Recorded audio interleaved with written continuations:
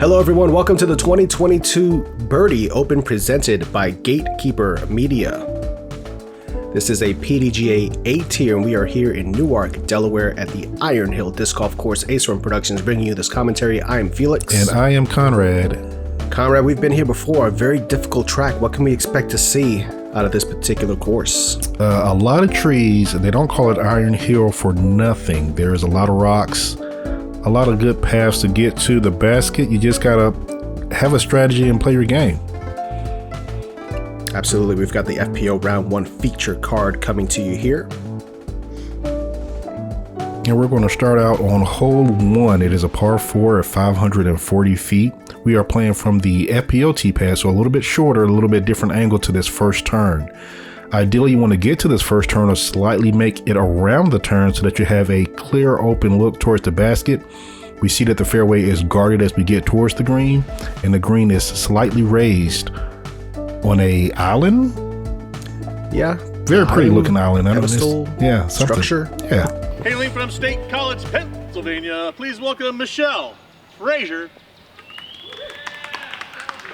Michelle Frazer, no stranger to these events. She's very much a staple on the Northeast scene.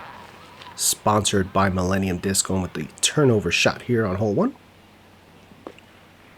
And that fades out perfectly in the middle of the fairway. Gives her plenty of options. Sassaman.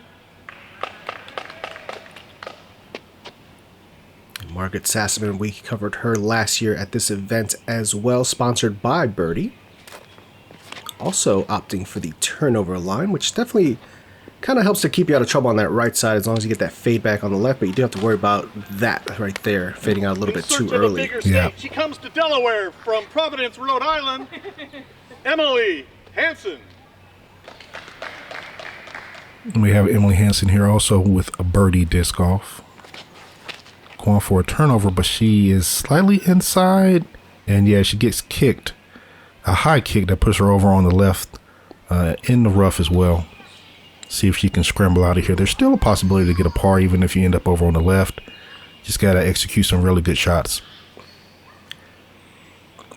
Yeah, you can see her. She's pretty far in there. Not quite sure she has a clean line to get back out to the fairway here. Never want to be in scramble mode this early on, but that's really well executed. Yes. And stays right in the middle. I don't think you can ask for more. Very well done there. Michelle here in pretty optimal position off of her drive with another turnover, but that looks a little too high, maybe a little too nose up. And she's calling for her to stay in bounds because there is an OB line over there. And that tree kind of helps her. She should be able to get up and down there without too much difficulty to get the par. Margaret is somewhere in there. Are you sure? I just heard her say, watch your heads. Oh. Oh. She doesn't quite get all the way out there. But she made a little bit of progress there, closer to the edge. Now we can actually see her, which is a good sign. Just I'm going to punch back out and does so. Smart play there. Yep, just want to minimize the damage here. Giving her a clear line to the basket there. Emily throwing something nice. Oh, it was almost the perfect shot except for that last late tree that kicked it over to the left.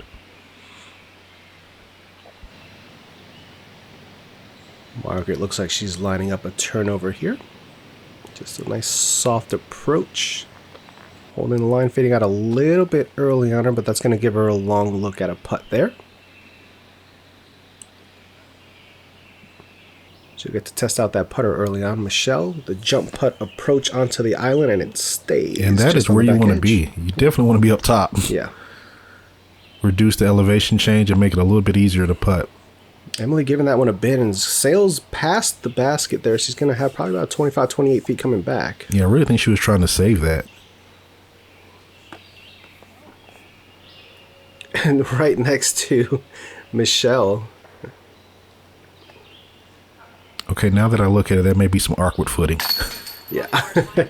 Good putt there by Emily. She putts with the Marvel from Birdie Disc. Similar to a P2 if you haven't tried out that disc before. Give you an idea of what the profile of that putter feels like. Oh, that was easy. I thought it was going to be awkward footing. She played it like a champ. Yeah, Michelle Frazer is going to do the straddle as well. Yep. Fortunate double there for Margaret to start off her tournament. Michelle with a pretty stress-free par. Never really in any danger on that hole, which, as you can see, it can sneak up on you pretty quickly there. Yeah. So off to the early lead from Michelle Frazer. We come to hole 2. This is a fun par 3 at 330 feet. Get used to these trees and tight lines. It is pretty much the signature of this course. You've got a tight gap to navigate. Right-handed players will be throwing a flip up to a straight hyzer that's going to have a little bit of a subtle finish at the left-hand side here. These rocks can come into play near the basket, as well as these roots as your disc is sliding in towards the basket can give you a nasty kick and redirection. So Michelle is up here first. See what line she takes. And with this one, you can never speak too early because a tree could always come into play. But Michelle gets all the way to circle 2 without hitting the tree. And the tree actually probably helps her line up a putt. Yeah, she pretty much stayed center of the gap the entire way of that flight, which is what you want there. Emily throwing some MVP disc. Oh, but hits the first tree in the middle of the fairway. Kicks her off to the right a little bit. Just testing that right side a bit early there. This looks like a mid-range here from Margaret. Just trying to stay somewhere in the middle. This looks fantastic. Subtle flip up and a little bit of fade, but the fade shouldn't be too much on that disc, and it keeps her in line with the basket. Yeah, I think that was a smart play going with a mid-range instead of a high-speed driver, so you don't have to worry about the end and it skipping away too much. Absolutely. She knows her game. Emily here on the right-hand side. Looks like she's got a pretty big gap to navigate here. Turns it over a bit. Sneaks by that tree, and she's up by that last set of rock formations there near that was circle a lot. 2. Yeah. Ooh, are those bugs? Those are bugs. There were bugs aplenty. Oh, great bid off the top band, though. Luckily, it didn't roll too far away. She should be able to tap that in for easy par. Emily, another long look. Oh, another band hit. Couple of good committed putts there. You see Margaret just a little left. She also putts with the Marvel by Birdie Discs. Bogey there from Emily. We should see a couple of pars here for Margaret and Michelle to finish out hole 2. And I said taking a par on this hole is not anything to be ashamed of. This is a tight technical hole. We have had some ace runs on this hole in the past. Some ace runs on this hole in the past. Yeah. Last year we had Kat Murch and Rebecca Cox nearly ringing it up.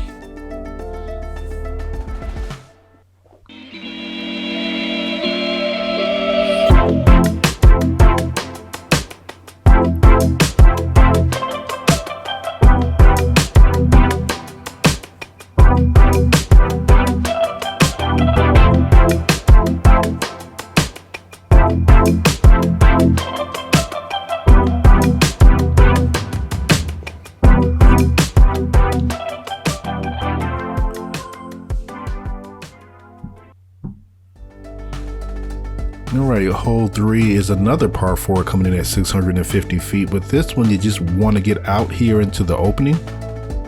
It then turns slightly to the right. You have another tunnel shot. There is a creek. I think it plays as hazard. I don't think it's OB. Running the full length down till you get to the basket that's perched on the top of a cliff, which leads to some treacherous putting. It's definitely a 3-part hole, and that last part of executing your upshot is so vital on this. You also have that low ceiling here to kind of contend with on your drive, as you see Michelle getting caught up a little earlier on the left-hand side. Margaret rocking the shades. There's a little bit of cabbage, and then rips one out there, though. That's what out in the fades open. out. Yeah, and maybe a little further to the left than you want to be to get down that tunnel. The next shot, part 2, as you called it. Yeah. She'll still have the hyzer line, though, to kind of play for position. This is going a little further left, I think, than Emily would like. I think because she's so far back, it should be a little easier to attack the tunnel, or at least get into the tunnel. She may be making this into a 4-part hole now. Oh, turn classic, huh? Oh, yeah. Little tree love there.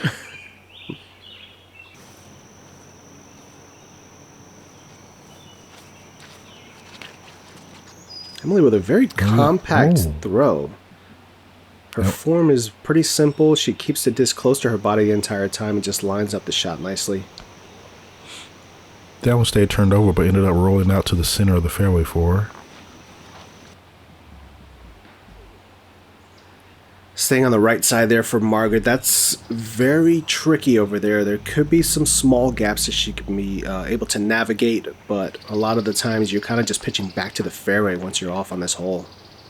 This looks fantastic for Michelle. It does, and this is a... No, I spoke too soon, and she gets one last late kick, kicks her towards that creek bed there. But this is a tricky green to approach because you want to get it there, but you don't want to get it all the way there because it has a chance of running down the cliff and increasing the difficulty on your putt. That right there is perfect. Yeah, well played there. You would definitely want to land it 20, 30 feet short and just kind of let the ground play bring it up to the basket itself. That didn't come out of her hand right. I don't know if it slipped or... You also need to match the angle that your disc is landing onto the screen here so that the slope doesn't pick up your disc and do that to it. Yeah. It's a very tricky and technical approach shot here for sure. Wait, I think I called it hazard earlier. I meant to say casual. Yeah, it is casual. It does not play as OB or hazard. That'll make it even harder. Yeah.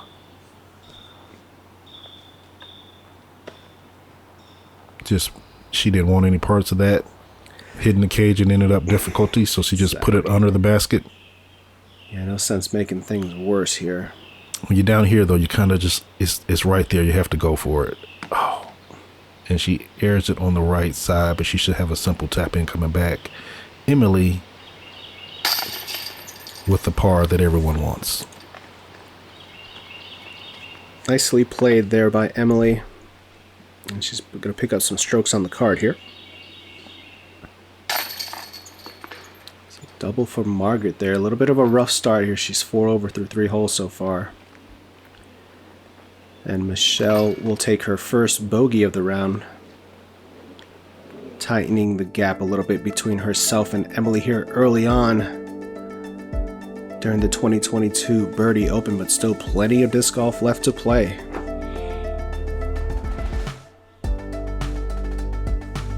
We come on to hole 4, back-to-back par 4s here. This one's 675 feet. Your tee shot here is one that's going to move left to right. You have a similar tunnel shot on your secondary shot here, which was similar to what we just saw onto hole 3. However, the green not nearly as treacherous. There is, however, out of bounds long behind the basket.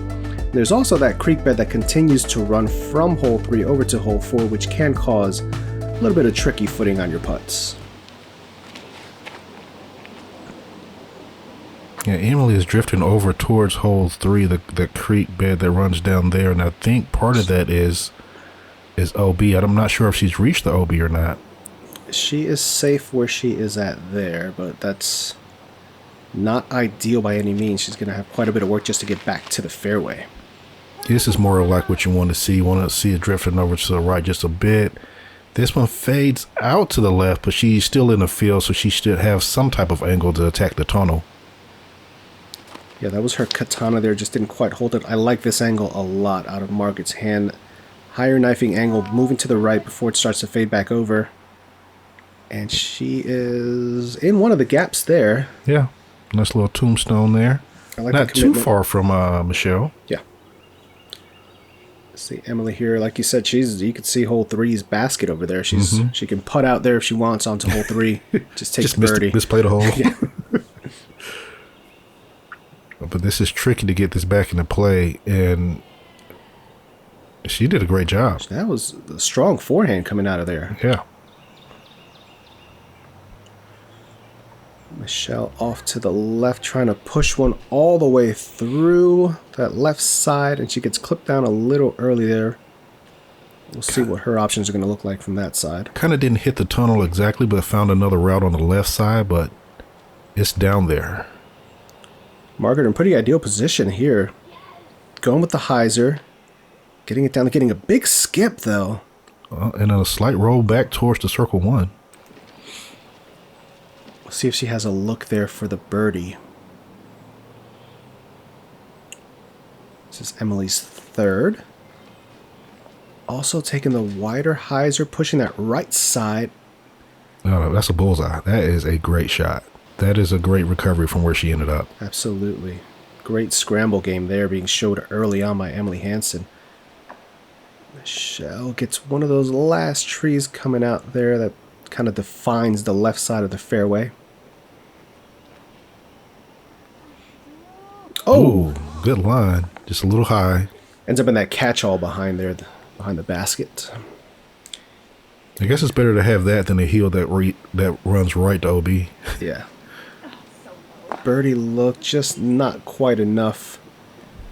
You see she's in that ditch there, so it's hard to commit to the power you need for that shot. Nice putt from Michelle coming back for her bogey.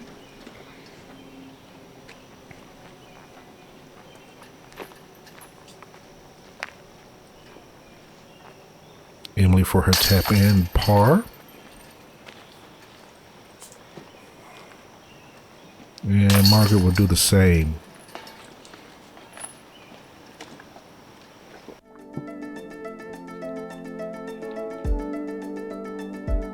We've got a tie at the top now between Emily Hanson and Michelle Frazer. Got to remind the viewers there are 6 people in this field. That's why we have 3 on this card and 3 on the chase. But now we're on hole 5, a par 5, 690 feet. The initial drive, it's just a tonal shot the entire way. Ideally, you want to stay in the tonal as long as you can to get up to the basket, which is heavily guarded by rocks and other trees. This is not an easy 5 by any means from any tee pad. Yeah, don't let the distance fool you here just because it's a sub 700 foot par 5. Yeah. It takes a lot to get there. It's also slightly uphill the entire way. It is. Well, slightly in the beginning, and then it's more pronounced as you get closer to the basket. Yeah. Emily, they're putting it right in the middle, doing all you want to do off the tee there perfectly. This has some snap to it. It's moving to the right nicely. Just needs to fade. Oh, it looks like she kind of got stuck behind that tree, but that was a great shot.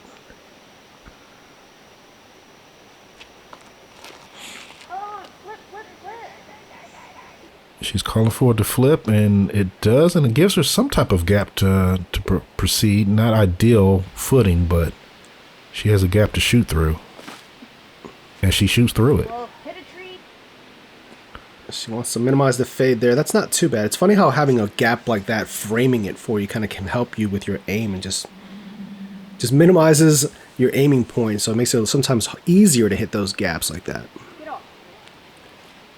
This is S-ing around nicely. Hits a late tree, but it looks like she's going to have a nice gap to work her way through to continue progressing towards the green.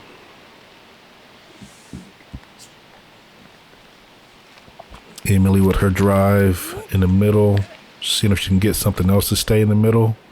Sneaks through everything on the right side. That's how she drew it up, man. I don't know what you're talking about. That's exactly how I play it too. Right in the middle. Rocking the cool squatch bag there. Oh, Michelle hits an early tree. It was so loud. These trees are so loud out here. Like it's such a quiet course that every ricochet just kind of echoes. That is a great approach shot. She'll have an easier look to get to the green than we're seeing from the other players right now. And Michelle playing with the stance here, trying to give herself as much of an open hyzer line as she can here. Going for a little flare play. And gets kind of stumped there by, it looked like a rock or a root. You mean there are rocks here at Iron Hill? Yeah, there's just a couple thousand. Another There's rock. another one. Yeah. Coming just short of the plateau of the green there, but she should still have a look possibly to get her putt clean and clear. Oh, she found a gap and hit the inside of a tree. She still, it's not by the basket, but she'll have a long look at it here. Margaret, on the other hand, has a bid. She'll have a tap in there. Yep.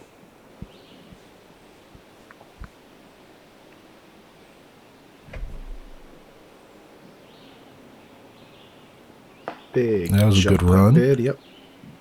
Right by the base there.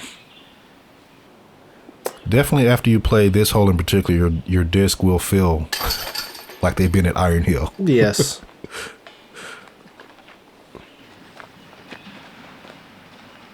Even your premium plastic takes a beating. I can't think of another course that has greens particularly like this. Like maybe the one in Tennessee that we filmed during the Tennessee State Championships. They had a couple of greens that were kind of like this. Yeah. But yeah, this course will do a number to your putters and your discs in general.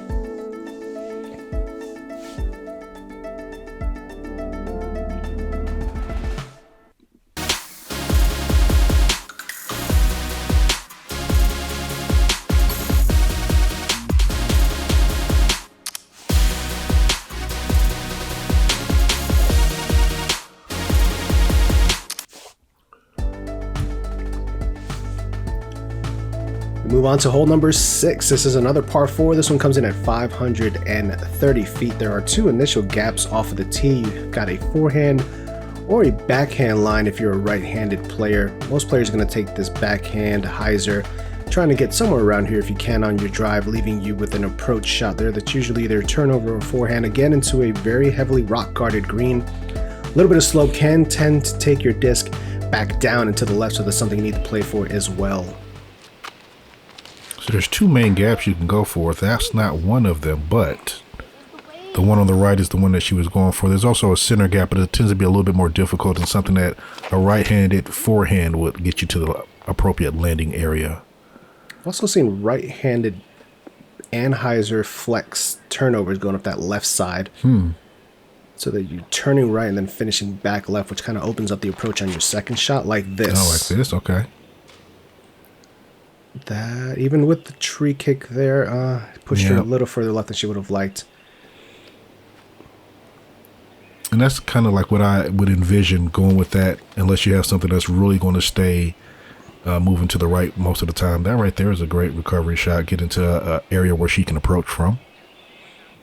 Yeah, pretty wide open from there. Shouldn't be too much trouble there to get up and down for the par. You just really want to get around that second grove of guardian trees, which Michelle just hit. Hopefully she'll be able to navigate through that to get to the green. Wet knee is never fun there, as Margaret finds out. Taking the backside hyzer. Let's see if she's got a line from there. Oh, I thought Emily was in front of the second arrow. She is still behind it, so she has to navigate around this or through it. Oh. Yeah, you're literally just throwing into a wall of trees and trying to find a gap there. Yeah. There's plenty of places on this course where you'll find yourself in that situation. It's just a straight poke and hope.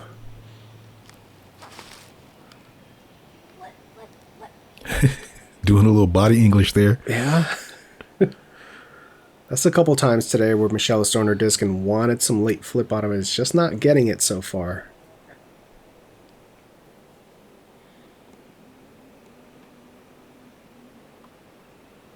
That needs to sit.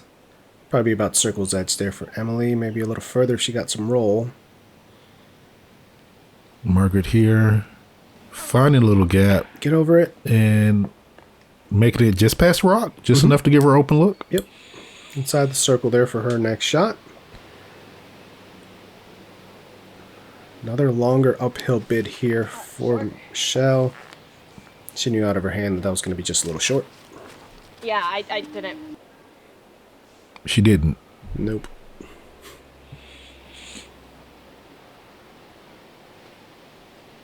Oh, that was such a great putt. Hit the band.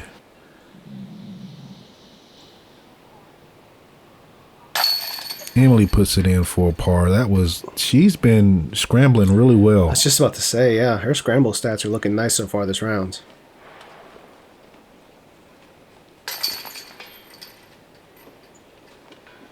And her putting so far has definitely, the scramble stats come down so much to putting also. You gotta put yourself in position, but you still have to make those putts.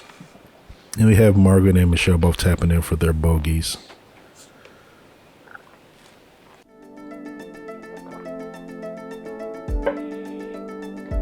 So Emily started out a little rough, but has smoothed out, and she is 3 away from her card mates. Hole 7 is a par 3, 370 feet, and guess what we have? We have a tunnel shot. This is a very tricky tunnel shot because once you make it past these 2 initial trees here that frame up the initial gap, you still need to move downhill and to the right. So getting to the green or circle 1 on this is a very, very technical shot. Once you get down to the green area though, putting should be a breeze, with this being a fairly open green compared to the others on the course. It's a fast 370 though. You'll see these players kind of disking down. Yeah, because it's so much downhill. Yeah. That turned over a little too much, and wow, that was loud. Another loud tree out here.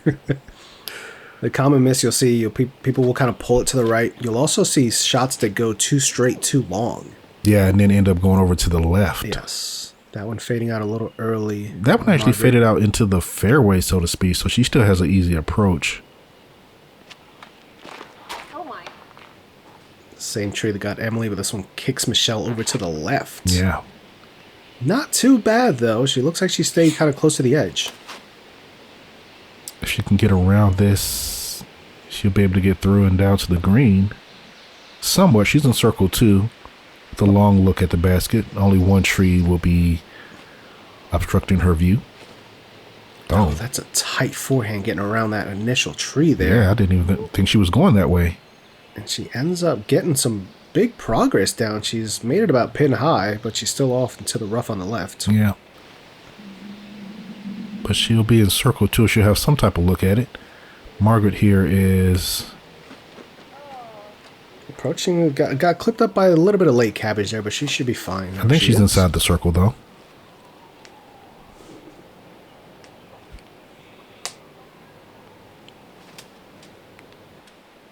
Emily with a high bid. Oh, wow. Goodness. I was not expecting that. What a bid. Again, we talk about Emily's scramble stats. She was trying to save that par there. Michelle. Big floaty yeah, bid, and she nice gets par. it to go. Oh, we're going to get a run back on that one. First run back here, sponsored again by Doggone Good Disc Golf. A big thank you to them as we see Emily Frazer with this big floater. She's been close all day on these, and she finally gets one to stick.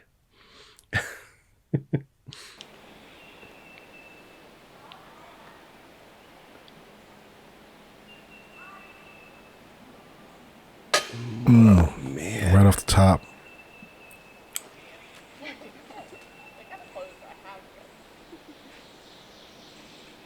Margaret with this left to tap in.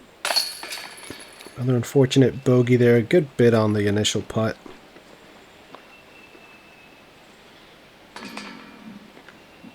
And a drop in there for Emily. Makes it a 2-stroke game now between her and Michelle Frazer, as we get just 2 holes away from wrapping up the front 9. Hole 8, a par 5 at 610 feet, but man, is this uphill. You see the drone steadily climbing up your initial tee shot. You want to get as close to the top as you can, and then you see just this gauntlet of trees framing the left and right side of this fairway as it moves subtly to the right hand side. There is a left hand gap as well, but this is really a 3 or 4 part hole as you get towards this beautiful tiered green to give yourself a look. Really getting a par on this, you're gaining strokes on the field. This is a tough par 5. It is.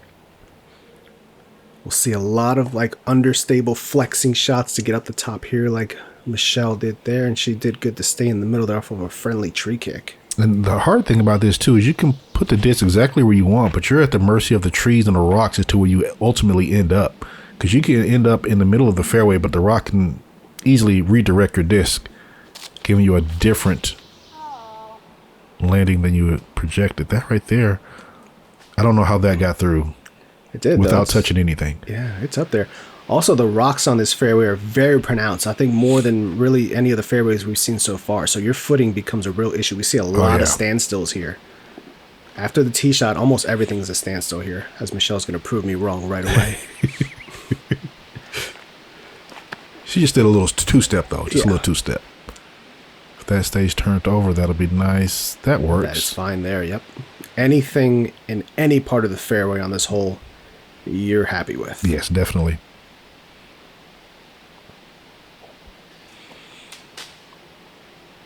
Margaret continuing up that right side and continuing to sneak through everything and making progress. For a second, I forgot where she was. I didn't know. Oh, see? Run up. She may. She's going to change her mind? Yeah, there you go. Yeah.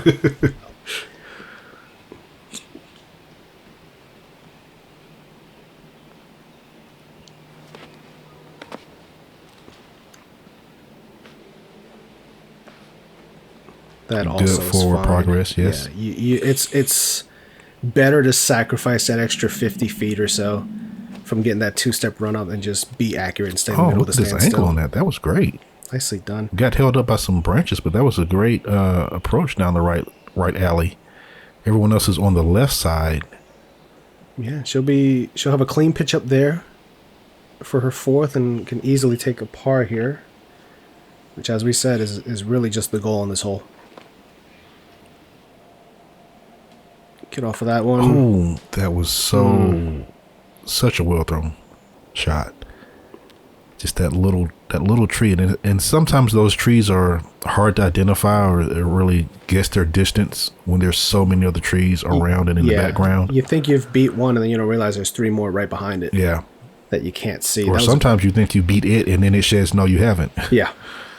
Very nice approach there for Emily. Margaret continuing to dissect this hole beautifully as she has put herself inside of 25 feet.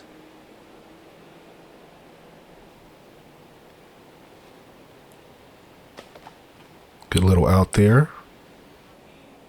Right next to the basket, probably 15 feet away. Emily. With the par. Nicely played. I'm trying to remember if she scrambled at all during that. I'm not sure if she did. Not really. She was never in any big danger. Another good par here for Margaret. Okay, slippery.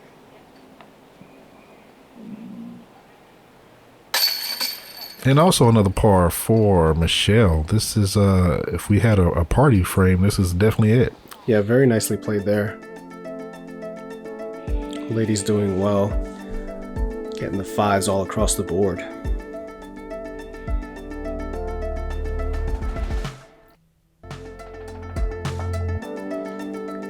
Check out our Patreon community at patreon.com/AceRunPro. Become an Ace Runner for as little as $3 a month. You get exclusive and early access to content, monthly and quarterly giveaways, podcasts, special guests, so much going on. Check us out at patreon.com/AceRunPro. Here we are at the turn. Hole 9 is a par 4, 555 feet. Guess what we have here? Another tunnel shot. You want to get through this initial tunnel and try to get to this a landing area where it then turns to the right. You have yet another tunnel, a tight tunnel to get through as you approach the green. The green is slightly lower than the rest of the fairway and slightly guarded with some guardian trees within the circle.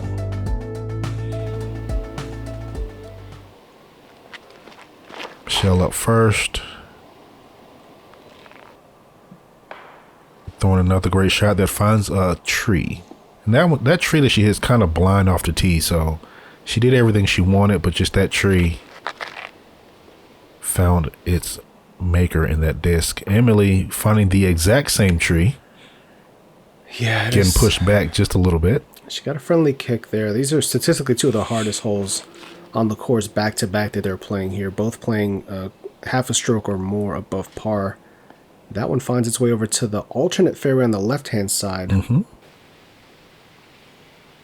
Which will give her a better angle at the tunnel that approaches the basket.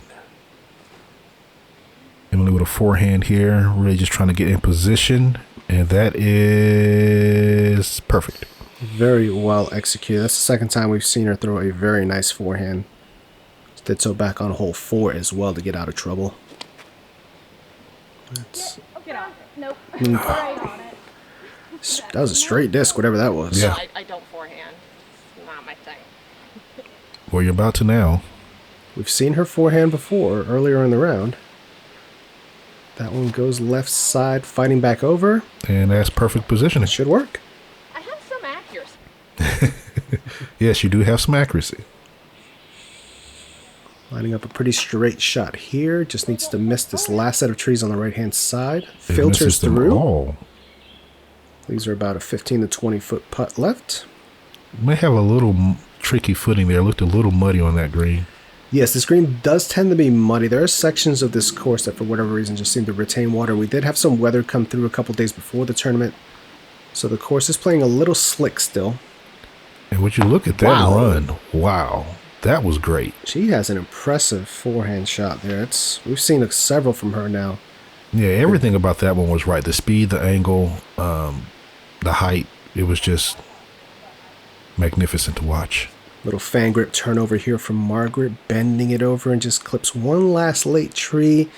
Looks like she may still have a little hyzer putt around that tree. Oh no, it's pretty straight. Just has one skinny tree to beat. Oh, just outside the circle though, and downhill. So she gave it a valued bid. Michelle. Little high catch there, but par nonetheless. Again, this hole playing exactly a half a stroke over par. So getting a par here. Get strokes on the rest of the field here. Again, so we have a truncated field of just 6 women. But that also just kind of puts a premium on every shot more, because you know there's only so many shots that you can give away per round. Yeah. It's such a tight field. And Margaret there taking the unfortunate bogey.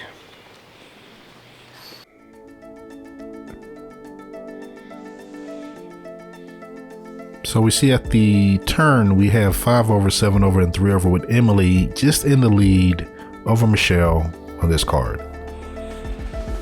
So we take a look at our leader there. Emily Hanson so far, along with Eden Fornoff right behind her on the second card. We've got a tight battle so far as we make the turn here during round 1 of the 2022 Birdie Open. We appreciate you guys checking out the coverage so far. Make sure to come on back for the back 9 of this opening round. Check us out on all of our social media at Ace Run Pro. We appreciate all the support.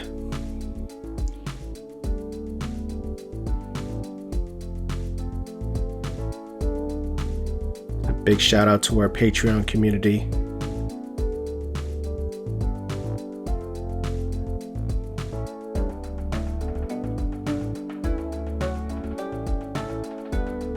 We'll check you out on the back 9. Thanks so much for checking out the action.